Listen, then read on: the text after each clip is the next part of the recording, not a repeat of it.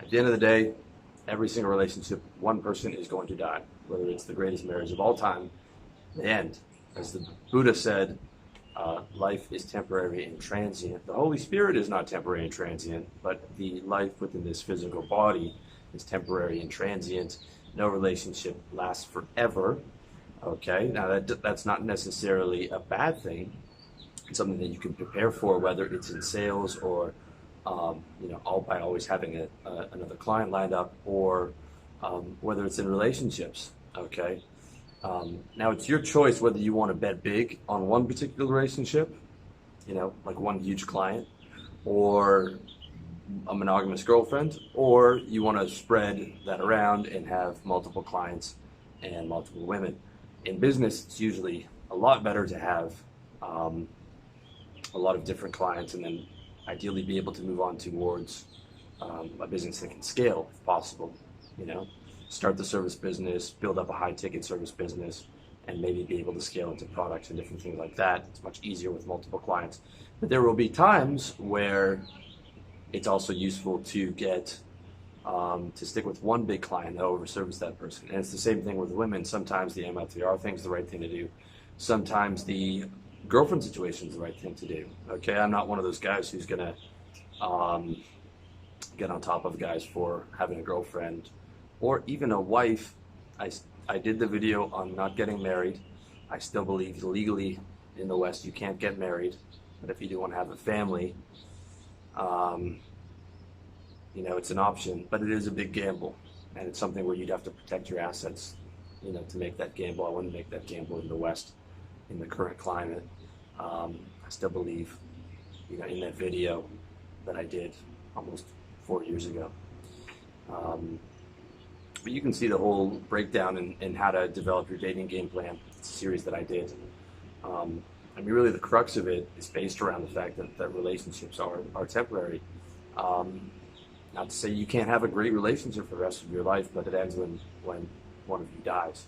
So knowing that is going to allow you to avoid so much frustration, so much anxiety, so much, because a lot of those emotions come from unmanaged expectations. Okay, so just like when I was in a decade in sales, every time I got paid by a client, I would tell myself this could be the last money I'd get from that person, so it would keep me working harder.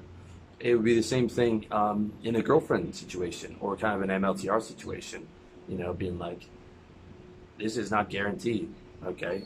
I cannot just get fat and get lazy and get complacent and think that I'm going to be able to maintain anyone of high quality, whether it's a girlfriend or whether it's an MLTR. So knowing that these things are temporary should give you that motivation to wake up and continue to earn what you have, as well as continue to, expand into more clients or whatever. All right. Number 2, conditional. No such thing as unconditional love. Sometimes your girlfriend loves you. Sometimes she doesn't like you. Sometimes she fucking hates you. You know what? Sometimes your mom hates you. She'll tell you she loves you forever, but she didn't love you when she was yelling at you. Okay? Because we're constantly going through these state changes. And there are certain conditions that will violate any relationship. Okay? There are parents that don't talk to their children. If their children had been drug addicts and violent, there are parents that lost love for their children. This happens. And the quality of a relationship is based on certain conditions: mutual respect, love, all these different things. That applies to friendships, that applies to business partners, that applies to clients, that applies to romantic relationships. It's all conditional, and the more that someone likes you is based on certain conditions. The less that someone likes you is based on certain conditions. And those conditions can be your behavior, it can be how the other person's feeling at the time, it can be the situations that you're in together, like, having a few beers on this beach that you can see behind me with a couple of good friends. That's a great condition to be in, having a great time, which means that your affinity for those people are going to be higher in that moment than when you're waking up tired the next morning with a bit of a hangover. So it's not just the actual condition of the relationship, but the condition is based on how people are feeling within their lives, their health, a number of different factors. But in every single relationship, it is 100% conditional. There's no such thing as unconditional love. You don't love people all the time. Okay, you're varying. You're going through different states.